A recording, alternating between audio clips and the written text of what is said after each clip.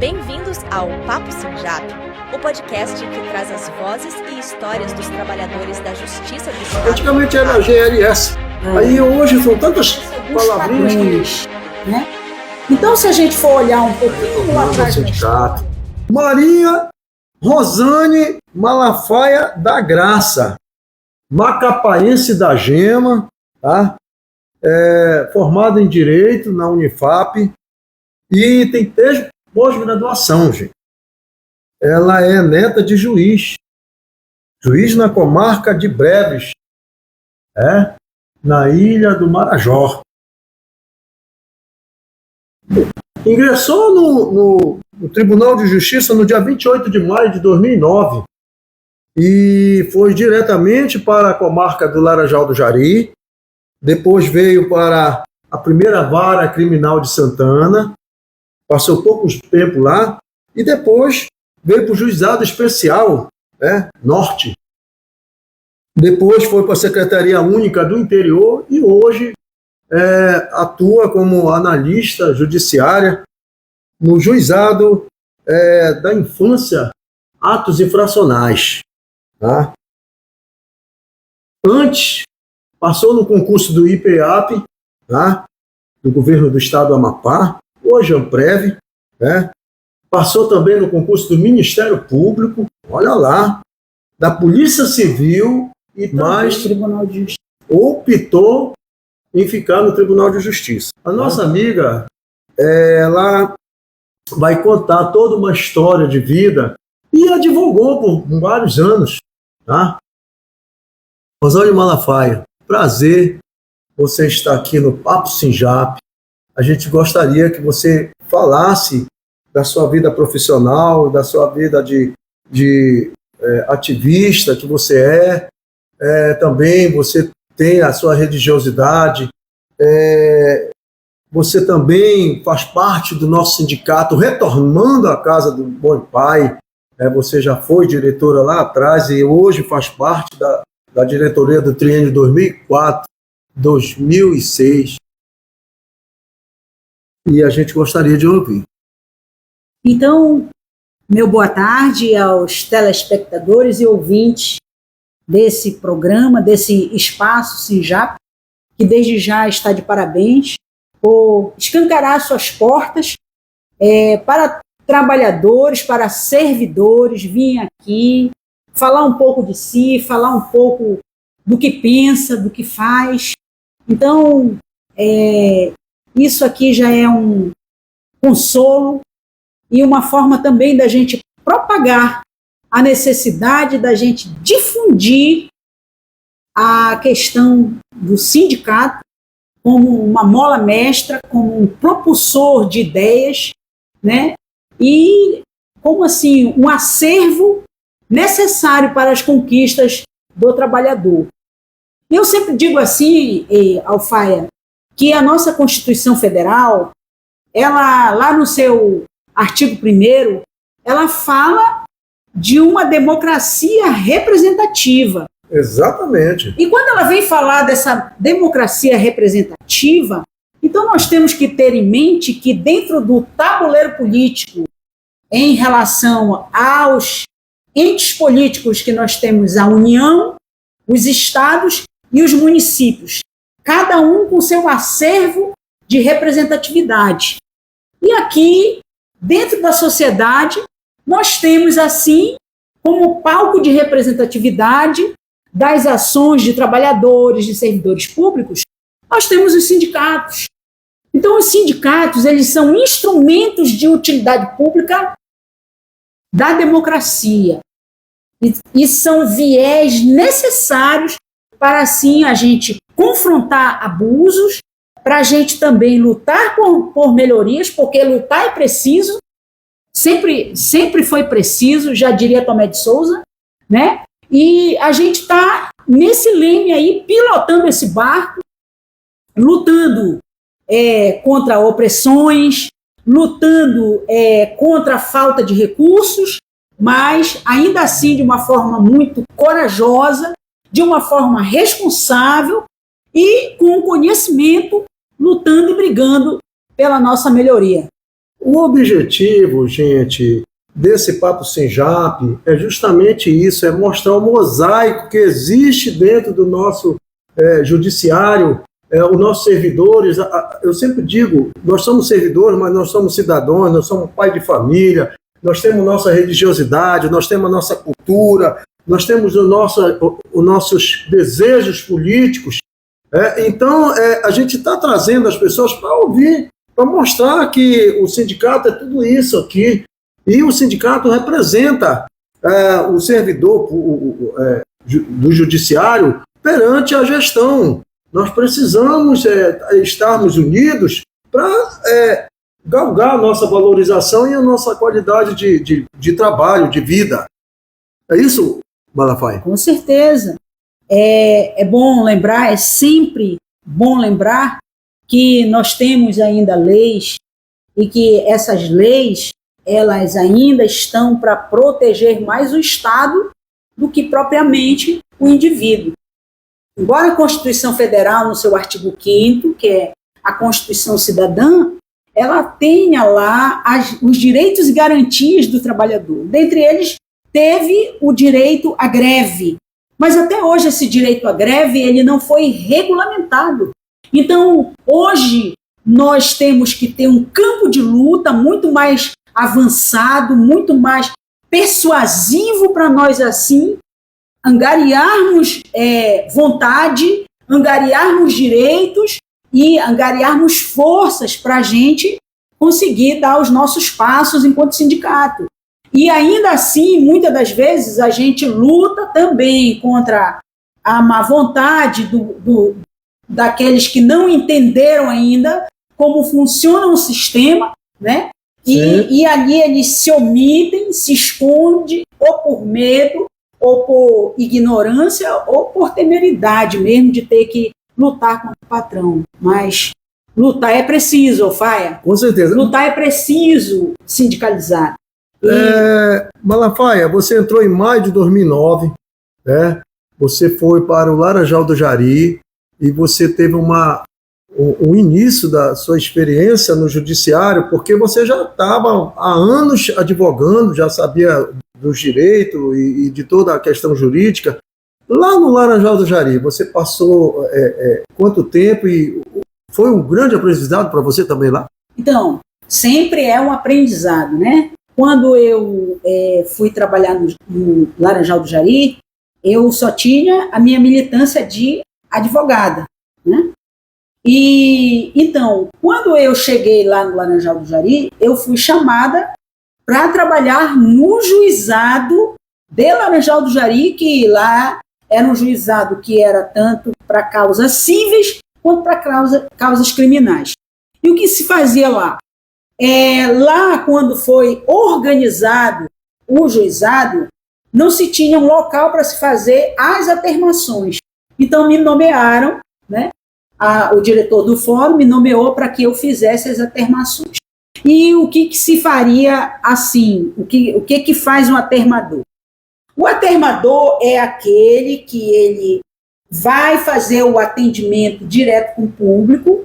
Esse público ele vem trazer uma demanda que vai ter uma violação à lei de forma civil ou de forma criminal, sendo que pelo criminal quem trazia era sempre a delegacia que traz para a gente, né? E ali, se fosse algum crime de natureza pública, quem entrava com a ação era o Ministério Público, e privado quem entraria seria a Defensoria Pública. Mas em relação ao civil, não.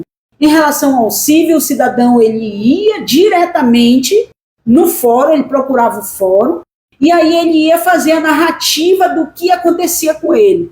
Então, quando ele trazia para mim a narrativa dos fatos, era eu que fazia a atermação, né? Ou seja, eu pegava os fatos e eu colocava no papel, fazendo assim uma ligação. Fazer uma descrição do fato. Uma ligação do que acontecia com ele e com a violação do dispositivo da lei. Então, funcionava esta servidora, na época, como se fosse uma advogada pública para perante o tribunal, entendeu? Então foi um trabalho assim que me deu bastante experiência, tanto no trato com o público, que eu sempre procurei ser cortês e urbana no trato público, quanto também no desenvolvimento técnico, na postura técnica que a gente desenvolvia, e a população assim se sentia muito agraciada com esse tipo de trabalho. Né? Com esse Inclusive, tipo de trabalho. Eu acredito que muitas das vezes nem chegou a virar um processo, porque lá mesmo já... Com certeza você já... O que acontecia? Como eu advoguei, então a experiência que eu trouxe da advocacia, a sensibilidade jurídica que eu desenvolvi, quando as pessoas já traziam um problema comigo, eu já pensava lá na frente, na solução do problema. Então, como era que eu ia resolver aquele problema? E aí, o que eu fazia? Eu já ligava para aquela pessoa que trazia para mim a demanda, eu já ouvia. Aí, quando tinha telefone, na época não tinha WhatsApp ainda, né? Então, aí eu ligava para a pessoa e aí eu marcava tal hora com aquela pessoa já ali para a gente conversar. Então, ali eu já fazia um papel de atermador e, ao mesmo tempo, uma espécie de conciliador. Por quê? Porque eu já pegava os dois e já tentava ali promover um acordo entre eles. Então, ao invés de levar uma demanda para o juiz, eu já levava para ele uma solução. Uma solução. E ele só fazia a sentença. E ele só fazia homologar. Porque aí eu já fazia o pedido ali, colocava a decisão dos dois, pegava, colhia a assinatura dos dois, entrava num acordo, já levava para o juiz e já entregava, né, o acordo para eles, e dali cada um já ia cumprir o que tinha que cumprir. Então, isso se chama celeridade. Se ganhava muita celeridade, e com isso o Laranjal do Jari, ele ganhou uma espécie de protagonismo dentro dos municípios. Dentro dos municípios. Hoje você atua no Juizado da Infância, atos infracionais. Sim. E nós sabemos que hoje existe o depoimento especial.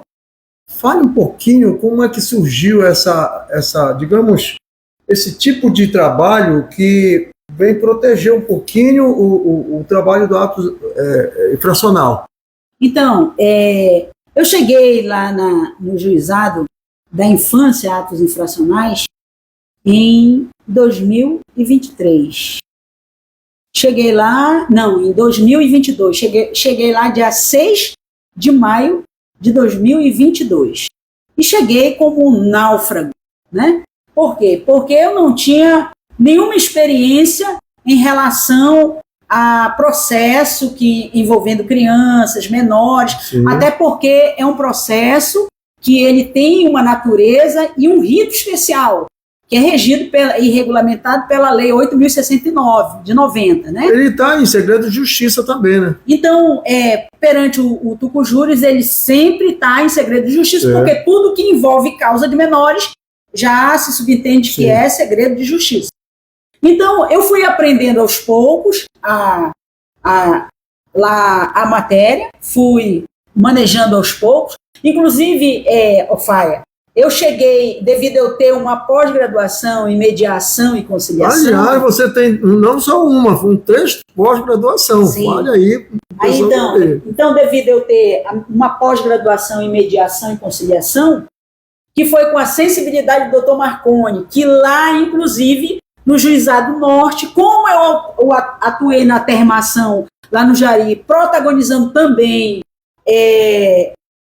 conciliações antes de virar um processo propriamente dito, né? Antes de se tornar uma lide, eu já levava a solução para o juiz e ele já homologava. Também eu levei um pouco disso lá para o Juizado Norte. E isso promoveu no Dr. Marconi Pimenta um lampejo dele me incentivar para eu fazer mediação e conciliação. E aí, na época, o meu chefe era o Gilberto Pacheco, então ele me incentivou para fazer um curso pelo TEJAP em convênio com o CNJ, certo. em 2019. E eu fiz esse curso. E ao fazer esse curso, eu gostei muito do curso, né? Que me gerou um incentivo, e aí eu fui procurar pesquisar mais, entender mais, e aí eu fui fazer uma pós-graduação, certo? Pelo Instituto de Mediadores, que fica em Brasília. Então, e aí eu vim desenvolvendo essa sensibilidade, essa arte de mediar, que eu acho uma delícia, que eu acho uma maravilha, né? E então, diante dessas situações, eu procurava também lá no Juizado Norte desenvolver essa vertente. Mas não houve muito tempo, né? Porque veio a lotação paradigma do tribunal, e aí ela veio e me direcionou já para a antiga SUEI, que é uma secretaria única do interior. E aí lá nessa antiga SUEI, eu fiquei assim por um ano lá, né? E depois eu fui lotada onde é agora atos infracionais. Atos infracionais.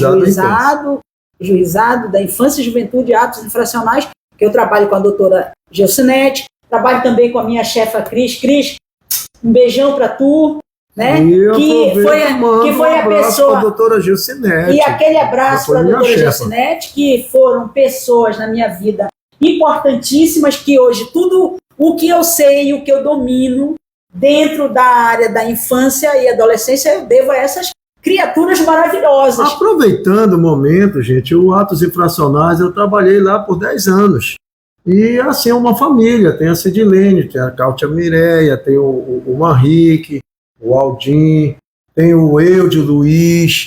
É uma família, gente. A dona Gisele Benjamin, um abraço. E engraçado, quem entra lá não sai. Eu saí para aqui, vim para o sindicato, vocês sabem que eu sou vice-presidente, eu estou no mandato classista, mas é uma família, é uma família maravilhosa, o Juizado da Infância e Juventude e Atos Infracionais. Isso, e inclusive lá é uma vara... A Cristiane. É uma vara... A Cristiane Brazão. Cristiane Brazão Moreira Torres. Então, é que nesse espaço judiciário, a gente trabalha exclusivamente com menores, né? Com menores. E ali, Alfaia, dentro desses menores, existem aqueles menores que são vítimas ou testemunhas de crimes, né? De violação sexual, né? Sim. E outros crimes violentos também. Então, houve uma lei que ela regulamentou isso, que é a lei 13.431 de 2017, foi essa que regulamentou. Exatamente. Então, por quê? Porque o que se fazia antes dessa lei? As pessoas, as crianças, os menores, vítimas, além de serem vítimas, né? Aí você ia ter que testemunhar, promover testemunha na frente de juiz, na frente do promotor, na frente de defensor ou advogados e partes, né? E estaria ali ter que reviver aquela situação que já foi degradante, né, de violência, e ter que falar na frente disso. Então, como uma forma até de se sensibilizar com esses menores, você promoveu o depoimento especial, onde o depoimento especial é feito com alguém que tem um curso, que tem uma formação voltada para isso, que tem todo um preparo técnico voltado para isso, onde você já conversa com o menor, mas sem o ato vexatório, e assim, de alguma forma, tentando amenizar a revitimização desse menor e extrair dele, né? Tentar extrair dele o que ele passou, né? O que ele sofreu, e aí automaticamente o judiciário poder agir de uma forma mais justa, né? Mais digna, mais humana, convertente olhando para os dois lados, né? Convertente tanto para a vítima quanto para aquele que está sendo acusado pela vítima. Ok. Vamos mudar um pouquinho de assunto. Você é uma ativista. Sim. E nós estamos, gente, no mês de março, mês internacional da mulher. onde a gente sempre fala que as mulheres aqui no Amapá são 52% da população e precisam ocupar os seus espaços. Sim, com certeza. Na política, na profissão, na cultura, na manifestação religiosa, em todos os espaços a mulher tem que ocupar. E você é uma ativista, empoderamento feminino. Você pode falar um pouquinho? Eu gostaria que você me explicasse, e as pessoas que estão nos ouvindo e assistindo, o que é LGBTQIAP+. Tantas palavrinhas, e eu chamei alguém que entenda realmente de todas essas vertentes que nós precisamos hoje atualizar. Antigamente era GLS, aí hoje são tantas palavrinhas que a gente até se perde. Olha, por exemplo, esse que, eu não sei do que significa esse que. Fale aí pra gente. Então, primeiramente a gente tem que olhar a sociedade, né, como um conjunto fechado de regras, né? E a sociedade, ela obedece a alguns padrões, né? Então, se a gente for olhar um pouquinho lá atrás na história, um dos maiores preconceitos que se tinha e que era de muito peso social era a questão do racismo, né? Que o racismo ele sempre foi um peso muito forte e até hoje ele ainda agasalha muito, infelizmente, muita violência por detrás dele. Mas existe um outro movimento que ele vem se empoderando e que ele se surgiu e ele se surge exatamente contra o preconceito, né? Por que isso acontece? Porque a gente vive hoje dentro de uma sociedade que ela é heteronormativa, né? E essa sociedade heteronormativa, ela impõe ao cidadão que ele tenha comportamentos heterossexuais, preceitos heterossexuais, e tudo que foge à regra disso, a sociedade não sabe como fazer, não sabe como agir, então dá como palmatória para isso o preconceito. Sim. O preconceito. Então, LGBTQI AP+,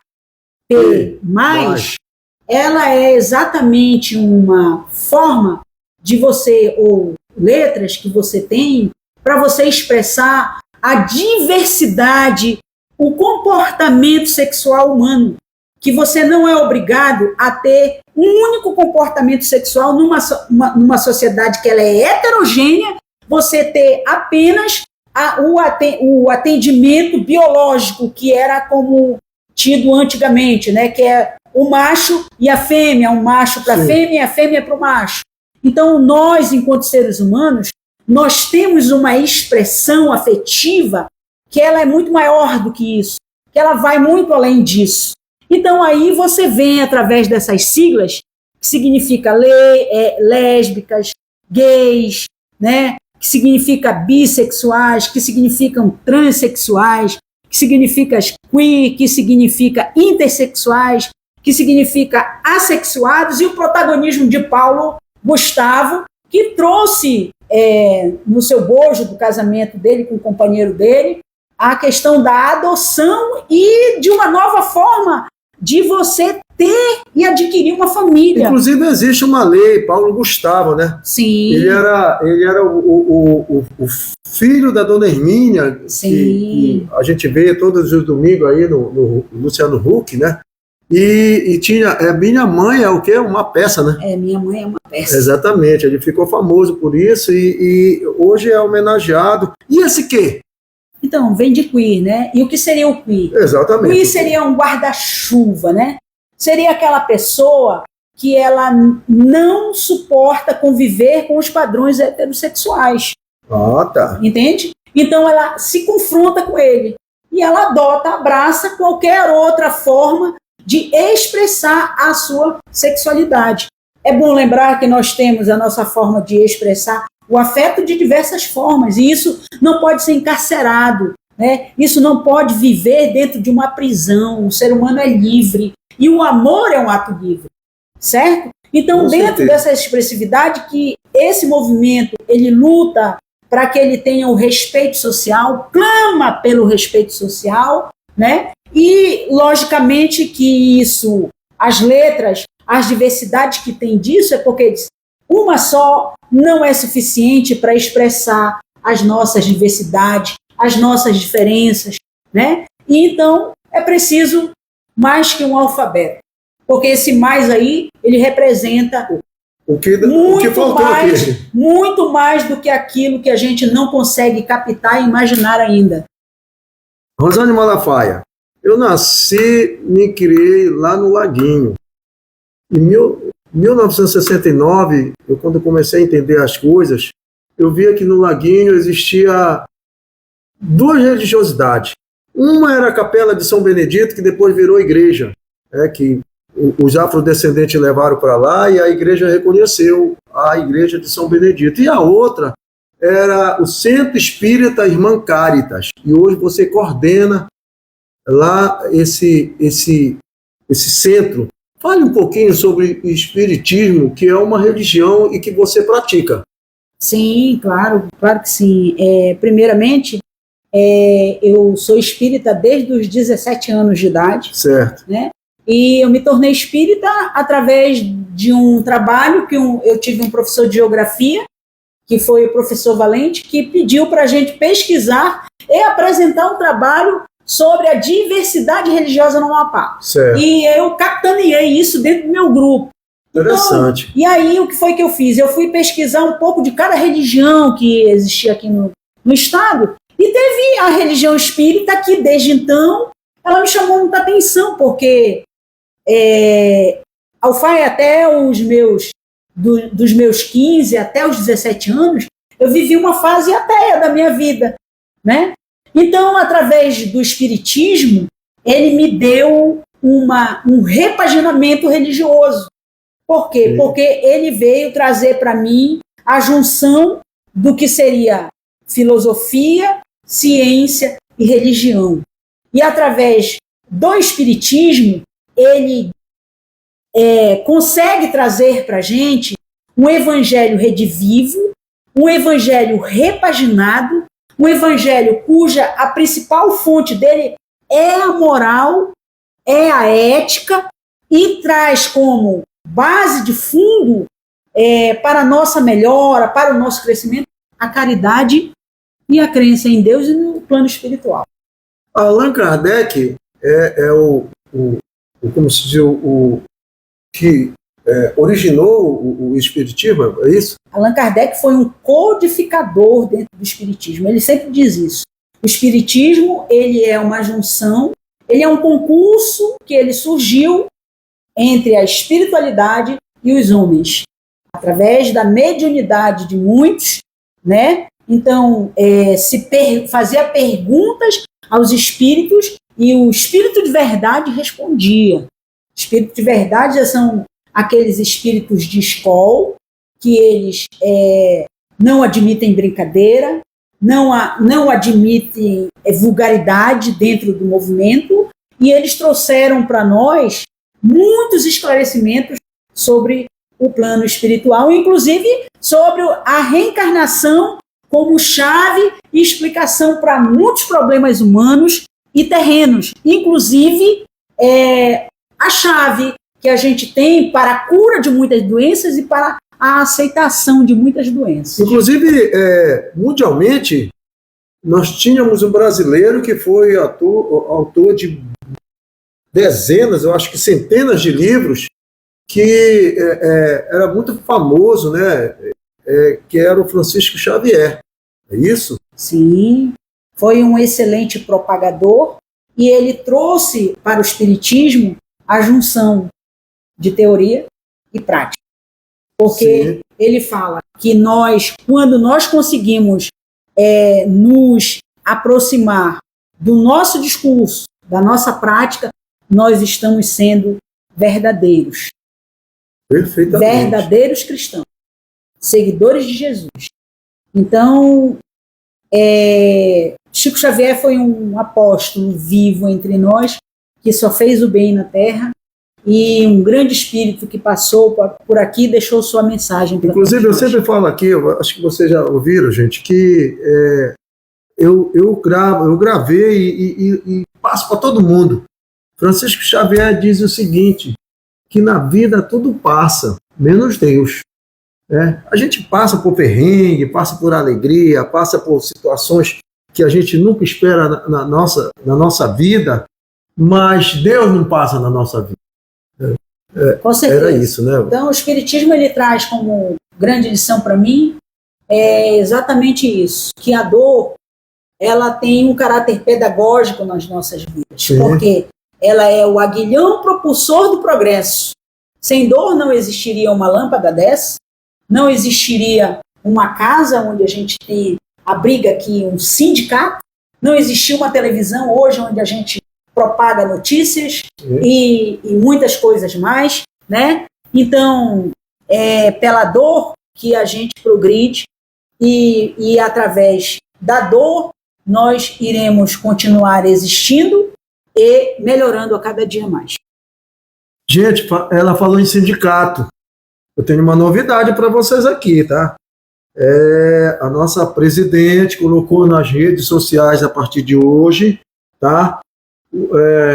Anunciou uma parceria do Sinjap com o Clube de Vantagem Master Clean, que vai trazer para nós uma oportunidade exclusiva de economia, tá? Clube de Vantagem, olha, gente, está aqui, tá? Vai estar na rede social, tá?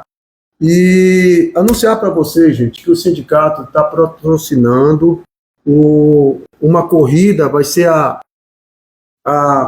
primeira corrida de 6 km, gente, no aniversário do nosso sindicato, no 32º ano, tá?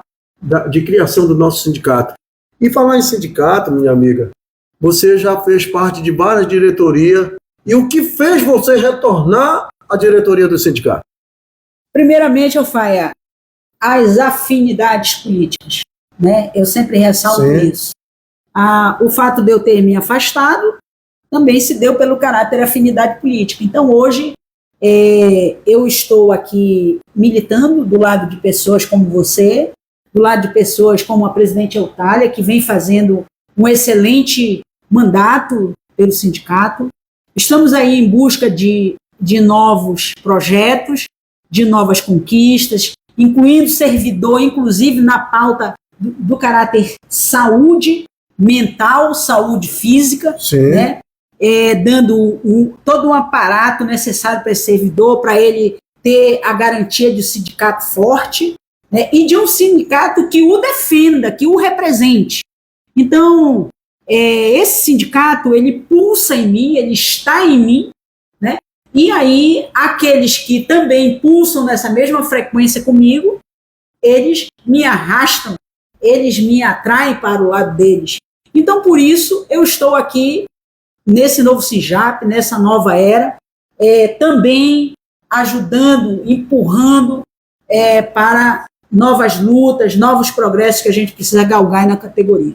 E a gente agradece o seu retorno, agradecemos, gente. Muita gente está retornando ao sindicato, os aposentados, os oficiais de justiça, e muitos analistas técnicos tinham saído, estão retornando à casa do bom pai, e a gente tem todo um planejamento aqui, gente. Nós já aprovamos a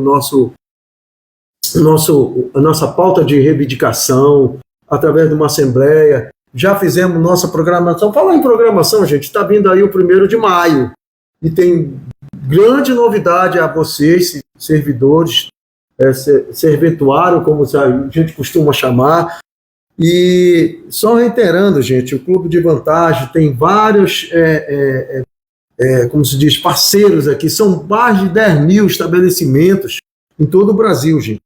Aqui tem a Movida, tem o Magalu, tem a Ótica Diniz, eu estou vendo aqui várias escolas, o Laboratório São José, tá?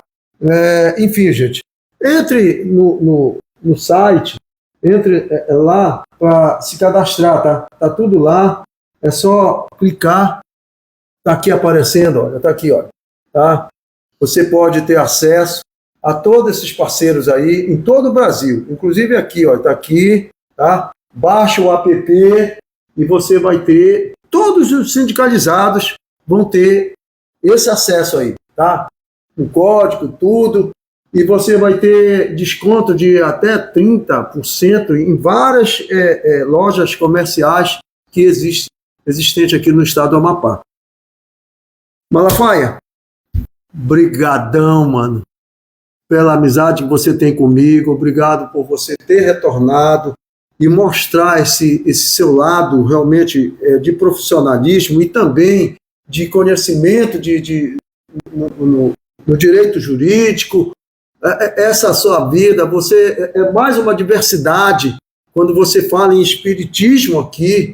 O nosso grande colega Moisés falou que é pastor de uma igreja evangélica, veio a Edna, Carla falou que é lá da Umbanda, e assim a gente vai mostrando, gente, o mosaico que somos nós, servidores da justiça, e mostrando que o sindicato abarca todas essas, como se diz, essas vertentes para a gente ter os melhores dias nas nossas vidas como profissional, como cidadão, como realmente trabalhador que nós somos.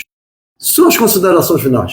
Considerações finais, eu agradeço o espaço, agradeço o momento, agradeço exatamente a você que está aí, que vai dar essa curtida aí pra gente, né? Com esse like aí bom para ajudar a divulgar aí o nosso SINJAP, ajudar a divulgar esse trabalho maravilhoso e que é um trabalho de excelência, que não deixa ser um trabalho de excelência, que é um trabalho que vem divulgar a qualidade de servidores que tem o Tribunal de Justiça do Amapá, no quilate de Sônia, né, dentre tantas colegas que passaram por aqui. Emília Chaves. E que passarão ainda, da qual você pode ser um convidado aqui para esse espaço, SINJAP, e deixar um pouco de sua história aqui.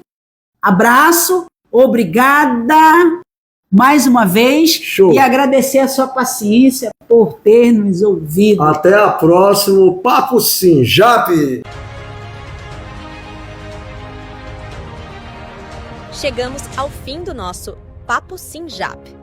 O diálogo não termina aqui. Continua nos corredores da Justiça. Se curtiu, compartilhe para ampliarmos essa conversa entre os trabalhadores da Justiça do Estado do Amapá. Até o próximo episódio